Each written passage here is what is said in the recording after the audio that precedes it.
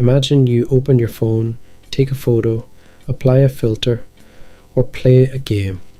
It all looks like magic, but in reality, there's something much simpler behind it and at the same time, much deeper. Matrices. You see them every day, even if you've never heard the word in real life. A matrix isn't something complicated at first glance. It's just a table of numbers, rows and columns, like a regular Excel spreadsheet. But the difference is that for a computer, this table isn't just data, it's an instruction, it's a way to change reality. Imagine space as a grid. And in this space there is an arrow, a vector. It has a direction and a length. Now imagine applying a matrix to it. And suddenly this arrow changes. It can rotate, it can stretch, it can shrink. And this is the key idea. A matrix isn't just numbers, it's a function that transforms space. In fact, every matrix is an action.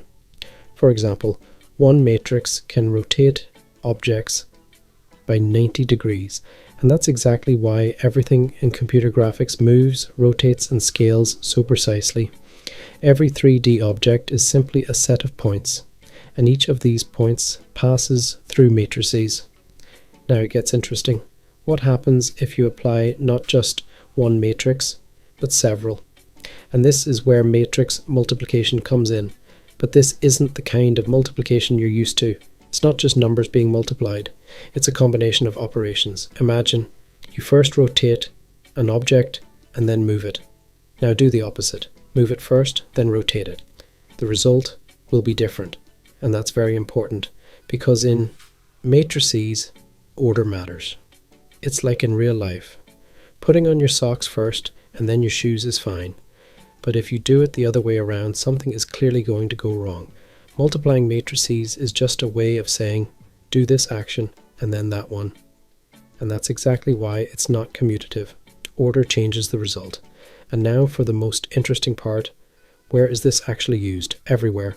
Every 3D model you see uses matrices. Every game, every animation. But the most powerful application is artificial intelligence. When you type text into ChatGPT, it doesn't see words the way you do. It converts them into numbers. Every word becomes a vector. And these vectors pass through a huge number of matrices. The layers of a neural network are simply large matrices of numbers. And each layer transforms the data in its own way. One layer looks for simple patterns, another looks for more complex ones, and so on, until the system begins to understand the meaning. But at the heart of it all are those same simple operations. Matrix multiplication, billions of times per second. And that's what creates the effect of intelligence. Now, let's go back to the beginning. To your phone, to photos, to filters, to games. Every time you press a button, a huge number of calculations take place. Billions of tiny matrices work together to change colors, light, perspective, and make the image better. And the most interesting thing here is that the idea itself is very simple. A matrix is just a table, but this table can transform space, combine with others, and create something so complex that it looks like magic. And here's what's important to understand. Mathematics isn't about numbers, it's about structure.